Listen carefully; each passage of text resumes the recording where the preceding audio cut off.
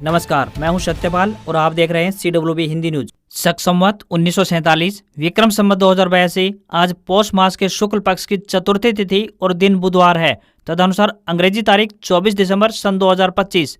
चतुर्थी तिथि आज शाम 6:04 तक रहेगी। उसके बाद पंचमी तिथि लग जाएगी। सबसे पहले आज की सुर्खियां। हरियाणा में हाड़ कपाने वाली ठंड का दौर हुआ शुरू। घने कोहरे से आमजन की बढ़ेगी परेशानी। हरियाणा के स्कूलों में सर्दी की छुट्टियों का ऐलान, 15 दिन बंद रहेंगे स्कूल। रेवाड़ी में बिजली कर्मचारियों की ऑनलाइन ट्रांसफर पॉलिसी को लेकर सरकार को चेतावनी। सुशासन दिवस पर पंचकुला में होगा प्रदेश स्तरीय कार्यक्रम। सीएम नायब सिंह सैनी होंगे मुख्य अतिथि। हरियाणा के युवाओं के लिए सुनहरा अवसर, पुलिस में जल्द होने जा रही है भर्ती। सुशासन दिवस पर अनुबंध कर्मचारियों को राहत। हरियाणा में जॉब सिक्योरिटी पोर्टल होने जा रहा है लॉन्च, बताएंगे पूरी अपडेट।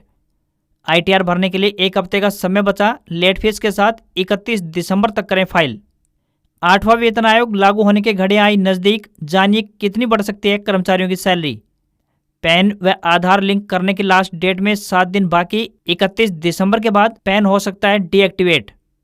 इग्नू में जनवरी 2026 सेशन के लिए रजिस्ट्रेशन शुरू। 200 कोर्सेज के लिए कर पाएंगे रजिस्टर। टाटा हैरियर और सफारी का पेट्रोल वर्जन रिवील। सेफ्टी के लिए 360 डिग्री कैमरा और लेवल 2 एडास मिलेंगे। पाकिस्तान की सरकारी एयरलाइन पाकिस्तान इंटरनेशनल एयरलाइंस यानी PIA नीलाम हुई। उम्मीद से ज्यादा मिली कीमत। और अमेरिका ने H1B और H4 वीजा जांच की सख्त। अब सोशल मीडिया भी चेक किया जाएगा। कई महीनों के लिए इंटरव्यू टाले गए। और अब खबरें विस्तार से। हरियाणा में ठंड और कोहरे के कारण कोल्ड डे की स्थिति बनी हुई है। सुबह और शाम के समय ठिठुरन लगातार बढ़ रही है। घने कोहरे के कारण जनजीवन को काफी समस्याओं का सामना करना पड़ रहा है, क्योंकि दृश्यता लगभग 0 के बराबर पहुंच गई है। दिन में ठंडी तेज हवाओं ने कंपकपी बढ़ा दी है। मैदानी इलाकों में ठंड का असर अधिक देखने को मिल रहा है। प्रदेश में नारनौल की रातें सबसे ठंडी रही है। यहाँ का न्यूनतम तापमान 6 डिग्री सेल्सियस दर्ज किया गया। आने वाले 4 दिनों में घना कोहरा होने से जनजीवन को और अधिक परेशानी हो सकती है। मौसम विभाग के अनुसार आने वाले दिनों में कोहरे की घनी परत देखने को मिलेगी और उत्तरी इलाकों में बादलवाई की स्थिति भी बनी रहेगी। वहीं 24 दिसंबर यानी आज से हवाओं की दिशा में परिवर्तन के कारण हरियाणा में अधिकतर जगहों पर दिन और रात के तापमान में गिरावट देखने को मिलेगी। आने वाले दिनों में हरियाणा के कई इलाकों में ऑरेंज अलर्ट जारी किया गया है। 29 दिसंबर को एक और पश्चिमी विक्षोभ सक्रिय होने के कारण मौसम में परिवर्तन और तापमान में हल्का उतार चढ़ाव देखने को मिल सकता है। आने वाले दिनों में ऑरेंज अलर्ट जारी किया गया है, जिसके चलते प्रशासन ने वाहन चालकों को सावधानी बरतने की सलाह दी है। हरियाणा सरकार ने प्रदेश के सभी सरकारी और मान्यता प्राप्त स्कूलों में सर्दी की छुट्टियों का ऐलान कर दिया है। इसे लेकर विद्यालय शिक्षा निदेशालय की ओर से आदेश जारी किए गए हैं। जारी पत्र के अनुसार राज्य के सभी स्कूलों में कक्षा 1 से लेकर 12वीं तक 1 जनवरी से लेकर 15 जनवरी 2026 तक छुट्टियां रहेंगी। 16 जनवरी यानी शुक्रवार से स्कूल नियमित रूप से दोबारा खोले जाएंगे। 10वीं और 12वीं के स्टूडेंट्स को प्रैक्टिकल एग्जाम के लिए बुलाया जा सकता है। शिक्षा निदेशालय के पत्र के मुताबिक सभी अधिकारियों को सुनिश्चित करने के लिए कहा गया है कि उनके अंतर्गत आने वाले स्कूलों में इन आदेशों का सख्ती से पालन हो। आदेश में साफ साफ कहा गया है कि सर्दियों की छुट्टियों में सामान्य कक्षाएं नहीं लगेंगी, लेकिन CBSE और ICSE जैसे बोर्ड के नियमों के हिसाब से 10वीं और 12वीं के छात्रों को प्रैक्टिकल एग्जाम के लिए स्कूल बुलाया जा सकता है। इसके लिए स्कूलों को बोर्ड के नियमों का पालन करना होगा। सीधे शब्दों में कहें तो छुट्टियां तो रहेंगी, पर 10वीं और 12वीं के बच्चों को प्रैक्टिकल एग्जाम के लिए बोर्ड के नियमों के अनुसार स्कूल बुलाया जा सकता है। हरियाणा अनुबंध कर्मचारी यानी सेवा सुरक्षा नियम 2025 के अंतर्गत अनुबंध कर्मचारियों के मामलों को ऑनलाइन दर्ज करने और उनके निपटान के लिए www.securedemployee.csharyana.gov.in के नाम से एक समर्पित पोर्टल शुरू किया जाएगा। पोर्टल का शुभारंभ 25 दिसंबर यानी कल सुशासन दिवस के मौके पर किया जाएगा। मुख्य सचिव अनुराग रस्तोगी द्वारा इस संबंध में एक लेटर जारी किया गया है। लेटर में लिखा है कि अनुबंध कर्मचारियों को जॉब सिक्योरिटी का लाभ देने की प्रक्रिया में पारदर्शिता, सटीकता तथा एकरूपता सुनिश्चित करने के उद्देश्य से अब सभी मामलों का निपटान केवल ऑनलाइन माध्यम से किया जाएगा। किसी भी प्रकार के भौतिक आवेदन या फिर किसी ऑफलाइन आवेदन स्वीकार नहीं किए जाएंगे और न ही उन्हें मान्य माना जाएगा। अनुबंध कर्मचारियों को पंजीकरण कर सभी आवश्यक दस्तावेज 31 जनवरी 2026 तक पोर्टल पर अपलोड करने होंगे। सभी प्रशासनिक सचिवों, विभागाध्यक्षों, बोर्डों एवं निगमों के प्रबंध निदेशकों, मंडल आयुक्तों और उपायुक्तों को निर्देश दिए गए हैं कि वे निर्धारित समय सीमा का कड़ाई से पालन सुनिश्चित करें। किसी भी प्रकार की देरी या अनुपालन में कमी के लिए जवाबदेही तय की जाएगी। पुलिस में शामिल होने की इच्छा रखने वाले युवाओं के लिए एक बड़ी खुशखबरी है। जल्द ही राज्य पुलिस में बम्पर भर्ती होने जा रही है। बता दें कि हरियाणा पुलिस भर्ती का मुद्दा विधानसभा सत्र में भी उठाया गया है। हरियाणा पुलिस में 7,310 पदों पर भर्ती की जाएगी। इस बारे में आवश्यक मांग हरियाणा कर्मचारी चयन आयोग यानी HSSC को नोटिफिकेशन जारी करने के लिए भेज दी गई है। भर्ती प्रक्रिया जल्द पूरी होगी। राज्य के पुलिस विभाग में कुल मिलाकर 25,631 कर्मचारियों के पद खाली हैं। सरकार ने 7,310 पदों को भरने के लिए हरी झंडी दे दी है। राज्य में सरकारी भर्तियां करने के लिए हरियाणा कर्मचारी चयन आयोग और हरियाणा लोक सेवा आयोग ने भर्ती प्रक्रिया शुरू कर दी है। इसके अतिरिक्त 2908 पुलिस के पदों को भरने के लिए सरकार के पास प्रस्ताव विचाराधीन है।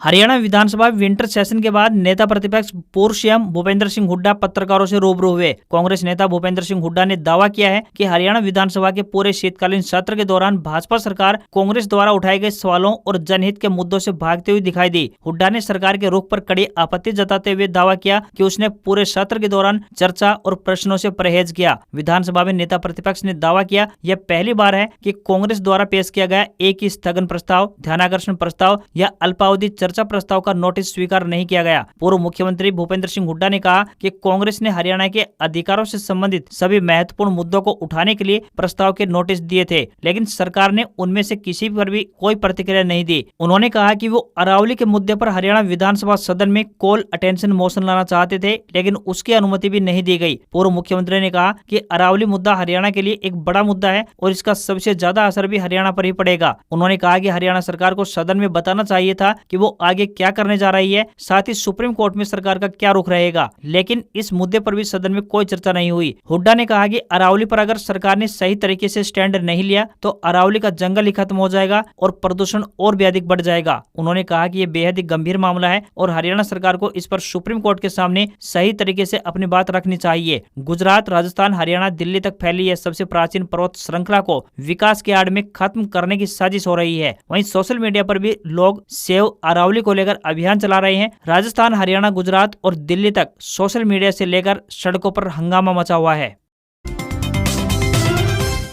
RRC नॉर्दर्न ईस्ट की ओर से 4,116 पदों पर भर्ती निकली है। इस भर्ती के लिए आवेदन की आखिरी तारीख 24 दिसंबर यानी आज ही तय की गई है। उम्मीदवार ऑफिशियल वेबसाइट rrcnr.org पर जाकर अप्लाई कर सकते हैं। एजुकेशनल क्वालिफिकेशन की बात करें तो 10वीं पास, ITI या समकक्ष डिग्री होनी चाहिए। एज लिमिट की बात करें तो अधिकतम 24 साल तय की गई है। फीस सामान्य, OBC और EWS के लिए 100 रुपए रहेगी, तो वहीं SC, ST, महिलाओं व दिव्यांगों के लिए निःशुल्क फॉर्म रहेगा। स्टाइफंड के तौर पर 7,000 रुपए से 10,000 रुपए प्रति माह दिए जाएंगे। ऑफिशियल वेबसाइट की बात करें तो rrcnr.org पर जाकर अप्लाई कर सकते हैं। लास्ट डेट आज यानी 24 दिसंबर है। टोटल पोस्टों की संख्या 4,116 है। Indira Gandhi national open university यानी इग्नू की तरफ से open and distance learning under graduate, post graduate, diploma और सर्टिफिकेट प्रोग्राम के जनवरी सेशन के लिए रजिस्ट्रेशन शुरू किए जा चुके हैं। जो भी उम्मीदवार यहां से कोर्स करना चाहते हैं वे अपना रजिस्ट्रेशन करवा सकते हैं। इच्छुक उम्मीदवार अप्लाई करने के लिए ऑफिशियल वेबसाइट ignuadmission.samarth.edu.in पर जाकर कर सकते हैं। इसमें तकरीबन 200 कोर्स को शामिल किया गया है। रजिस्ट्रेशन करने की लास्ट डेट 31 जनवरी 2026 निर्धारित की गई है। अगर योग्यता की बात करें तो अंडर ग्रेजुएट प्रोग्राम के लिए कैंडिडेट्स ने किसी भी मान्यता प्राप्त बोर्ड से क्लास 10+2 पास की होनी चाहिए, तो वहीं पोस्ट ग्रेजुएट प्रोग्राम के लिए एप्लीकेंट किसी भी मान्यता प्राप्त या जानी मानी यूनिवर्सिटी से बैचलर डिग्री धारक होना चाहिए तथा डिप्लोमा और सर्टिफिकेट कोर्स जैसे कुछ प्रोग्राम के लिए काम का अनुभव और कुछ खास जरूरी सर्टिफिकेट चाहिए होंगे। 8वां वेतन आयोग को लेकर इंतजार में बैठे केंद्रीय कर्मचारियों और पेंशनर्स के लिए एक अच्छी खबर सामने आ रही है। बता दें कि 31 दिसंबर 2025 की तारीख बेहद महत्वपूर्ण है, क्योंकि इस दिन 7वें वेतन आयोग की अवधि औपचारिक रूप से खत्म होने जा रही है। इसी के साथ ही 8वें वेतन आयोग को लेकर उम्मीदें तेज भी हो जाएंगी। इसी साल अक्टूबर महीने में केंद्र सरकार 8वें वेतन आयोग के टर्म्स ऑफ रेफरेंस को मंजूरी प्रदान कर चुकी है। आयोग को नवंबर 2025 से करीब 1.5 साल का समय दिया गया है, जिसमें वह वेतन, पेंशन और भत्तों से जुड़ी हुई अपनी सिफारिशें सरकार को सौंपेगा। सरकारी परंपरा के हिसाब से देखें तो 1 जनवरी 2026 को नई वेतन संरचना की कागजी प्रभावी तारीख माना जा सकता है, लेकिन इसका मतलब ये नहीं है कि उसी तारीख से अकाउंट में सैलरी बढ़ोतरी का लाभ भी मिलना शुरू हो जाएगा। विशेषज्ञों का कहना है कि प्रभावी तारीख और असल भुगतान के बीच अक्सर लंबा अंतराल रहता है, क्योंकि 7वें वेतन आयोग में भी ऐसा ही हुआ था। जनवरी 2016 से 7वां वेतन आयोग लागू माना गया था, लेकिन केंद्रीय मंत्रिमंडल की मंजूरी जून में मिली थी। उसके बाद जाकर सैलरी में बढ़ोतरी और एरियर का लाभ मिलना शुरू हुआ था। अब 8वें वेतन आयोग में सैलरी में कितना इजाफा होगा, इसको लेकर भी उत्सुकता बनी हुई है। अभी इसका कोई आधिकारिक आंकड़ा तो सामने नहीं आया है, परंतु पुराने वेतन आयोगों के आधार पर अनुमान लगाए जा रहे हैं कि 8वें वेतन आयोग में शुरुआती अनुमान 20 से 35% की बढ़ोतरी की ओर इशारा कर रहे हैं। फिटमेंट फैक्टर 2.4 से लेकर 3.0 के बीच रह सकता है, जिससे कि खासकर निचले स्तर के कर्मचारियों को अच्छा लाभ मिल सकता है। अंतिम निर्णय कई बातों पर निर्भर करेगा। साथ ही एक्सपर्ट का कहना है कि सरकार एक पॉजिटिव बढ़ोतरी देने का प्रयास करेगी, लेकिन भत्तों और डीए में बदलाव सोच समझकर करेगी। हरियाणा के गोहाना में पकड़े गए CSIR यूजीसी राष्ट्रीय पात्रता परीक्षा यानी CSIR यूजीसी नेट पेपर की सौदेबाजी में कई खुलासे हुए हैं। इस मामले का मास्टरमाइंड धीरज धनखड़ को बताया गया है, जबकि उसके भाई नीरज और सचिन की गिरफ्तारी हुई है। इस मामले में 5 नामजद किए गए हैं, जिनमें धीरज के अलावा पवन और आशीष के नाम भी सामने आ रहे हैं। इनके प्रोफाइल की बात करें तो धीरज का रोहतक में कोचिंग सेंटर है, जबकि पवन रोहतक की यूनिवर्सिटी में अस्थायी असिस्टेंट प्रोफेसर रह चुका है। पवन और आशीष की भूमिका पेपर के लिए खरीदार ढूंढने की थी। वहीं नीरज को दिल्ली सरकार का कर्मचारी बताया जा रहा है, हालांकि इसकी आधिकारिक पुष्टि नहीं हुई है। एक आरोपी के सेना में होने की भी बात सामने आ रही है। खास बात यह है कि जिस कबड्डी एकेडमी से यह गिरोह पकड़ा गया है वह रयात बाहरा इंस्टीट्यूट में चल रही है। यह इंस्टीट्यूट रोबिन खोखर का है, जो कि पहले भी पेपर लीक मामले में अरेस्ट हो चुका है। फिलहाल जमानत पर है। वह दिल्ली पुलिस में सिपाही था। आपराधिक गतिविधियों के कारण बर्खास्त कर दिया गया था। ऐसे में पुलिस इस मामले में भी उसकी भूमिका की जांच करेगी। 17 दिसंबर को ही रोहतक सीएम फ्लाइंग की छापेमारी में गोहाना एरिया में नरवाल कबड्डी एकेडमी के 2 कमरों में मिले 28 लड़कियां और 9 लड़के मिले थे। ये सभी स्टूडेंट्स हैं और इनमें से 12 के पेरेंट्स टीचर हैं। ये युवा हरियाणा के अलावा राजस्थान, उत्तराखंड, जम्मू, दिल्ली और आंध्र प्रदेश के रहने वाले हैं। रेवाड़ी जिले में बिजली कर्मचारियों ने सर्कल स्तर पर धरना प्रदर्शन किया। कर्मचारियों ने सरकार से ऑनलाइन ट्रांसफर पॉलिसी वापस लेने की मांग की। कर्मचारियों ने मांग नहीं मानने पर सरकार को चेतावनी भी दी। कर्मचारी अब 30 दिसंबर को पंचकुला, 7 जनवरी को हिसार में MD का घेराव करेंगे। सरकार फिर भी नहीं मानी तो 20 जनवरी को चंडीगढ़ में ACS का घेराव किया जाएगा। धरने प्रदर्शन के दौरान कर्मचारियों ने सरकार और निगम मैनेजमेंट के खिलाफ नारेबाजी कर अपना विरोध जताया। कर्मचारी वक्ताओं ने प्रदर्शन के दौरान अपने संबोधन में कहा कि कर्मचारियों में ऑनलाइन ट्रांसफर पॉलिसी के कारण भारी रोष है। सरकार जब तक ट्रांसफर पॉलिसी वापस नहीं लेती है तब तक कर्मचारियों का विरोध प्रदर्शन इसी प्रकार जारी रहेगा। सर्कल स्तर पर हुए प्रदर्शन को संबोधित किया गया। साथ ही उन्होंने कहा कि सभी कर्मचारी 30 जनवरी को पंचकुला, 7 जनवरी को हिसार और 20 जनवरी को चंडीगढ़ में होने वाले प्रदर्शन के लिए तैयार रहे। अगर आपने अभी तक अपना पैन कार्ड अपने आधार कार्ड से लिंक नहीं करवाया है तो अब देर न करें, क्योंकि इसके आखिरी तारीख में अब सिर्फ 7 दिन ही बचे हैं। 31 दिसंबर 2025 तक अगर ऐसा नहीं किया गया तो आपका पैन कार्ड 1 जनवरी 2026 से डीएक्टिवेट हो जाएगा। फिर आप इनकम टैक्स रिटर्न यानी ITR फाइल नहीं कर पाएंगे, आपको रिफंड भी नहीं मिलेगा, यहाँ तक कि आपकी सैलरी खाते में आने या फिर SIP जैसे निवेश में परेशानी हो सकती है। जिन लोगों ने 1 अक्टूबर 2024 से पहले आधार एनरोलमेंट ID का इस्तेमाल करके पैन कार्ड बनवाया था, उन्हें तो हर हाल में 31 दिसंबर 2025 तक इसे लिंक करना ही होगा। अगर आपने आधार एनरोलमेंट ID से पैन बनवाया है तब भी लिंकिंग प्रक्रिया पूरी करनी जरूरी होगी। डिस्ट्रिक्ट एंड सेशन जज नूह में ड्राइवर के पदों पर भर्ती के लिए आवेदन मांगे गए हैं। जो भी उम्मीदवार इन पदों के लिए इच्छुक हैं वह अपने आवेदन भेज सकते हैं। पुरुष या महिला जो भी उम्मीदवार इच्छुक हैं वह अपने आवेदन भारतीय डाक के माध्यम से भेजें। इन पदों के लिए उम्मीदवार का हिंदी विषय सहित 8वीं पास होना जरूरी है तथा उनके पास लाइट मोटर व्हीकल लाइसेंस होना आवश्यक है। किसी भी वर्ग के उम्मीदवारों को कोई भी आवेदन शुल्क जमा नहीं करना होगा। न्यूनतम आयु 18 वर्ष और अधिकतम आयु 42 वर्ष तय की गई है। आवेदन करने की अंतिम तिथि 31 दिसंबर है। ड्राइवर परीक्षा व इंटरव्यू की तिथि 5 जनवरी 2026 रहेगी। सैलरी 25,500 रुपए पर मंथ मिलेगी। वित्त वर्ष 2024-25 के लिए लेट फीस के साथ इनकम टैक्स रिटर्न फाइल करने में महज अब 7 दिन का समय बचा है। ये काम आपको 31 दिसंबर से पहले कर लेना होगा। इसके बाद आप रिटर्न फाइल नहीं कर पाएंगे, जिससे नोटिस आने के साथ ही जुर्माना सहित अन्य कानूनी दिक्कतों का सामना भी करना पड़ सकता है। यदि आप 5 लाख रुपए से कम इनकम का बिलेटेड यानी कि तय तारीख के बाद इनकम टैक्स रिटर्न फाइल करते हैं तो आपको 1,000 रुपए लेट फीस देनी होगी। तो वहीं 5 लाख या फिर उससे ज्यादा इनकम पर 5,000 रुपए की लेट फीस देनी होगी। वित्त वर्ष 2024-25 के लिए बिना किसी लेट फीस के ITR फाइल करने की आखिरी तारीख 16 सितंबर थी। अगर 31 दिसंबर के बाद ITR फाइल करने पर आपका रिफंड यानी वापस मिलने वाला टैक्स क्लेम नहीं होगा, चाहे कितना भी रिफंड बनता हो सरकार के पास चला जाएगा। टाटा मोटर्स ने अपनी पॉपुलर एसयूवी टाटा हैरियर और सफारी का पेट्रोल वर्जन रिवील कर दिया है। दोनों कारों को नए 1.5 litre TGDI turbo petrol engine के साथ पेश किया गया है। ये इंजन हाल ही में लॉन्च हुई टाटा सिएरा में भी दिया गया है। कंपनी ने इसे पहली बार ऑटो एक्सपो 2023 में शोकेस किया था। इसके अलावा पेट्रोल वेरिएंट्स में कुछ नए फीचर भी मिल सकते हैं। टाटा सफारी का मुकाबला MG Hector plus, Mahindra XUV 700 और हुंडई अल्कजार से होने वाला है। वहीं टाटा हैरियर की टक्कर MG हेक्टर और जीप कंपास से है। टाटा हैरियर और सफारी के पेट्रोल वेरिएंट्स की कीमत उनके डीजल मॉडल से कम हो सकती है। सफारी के डीजल वर्जन की कीमत 14,66,000 रुपए से 25,96,000 रुपए के बीच है, तो वहीं हैरियर डीजल वर्जन की कीमत 14 लाख रुपए से शुरू होकर के 25,25,000 रुपए के बीच है।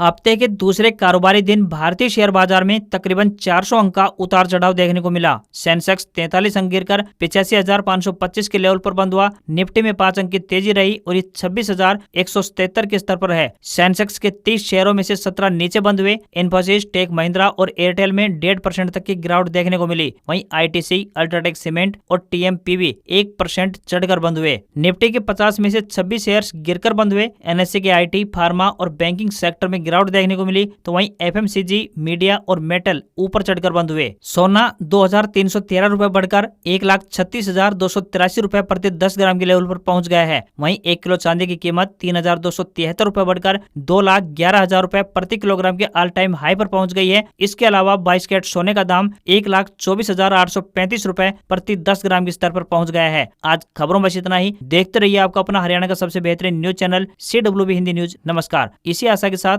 आपका दिन शुभ रहे।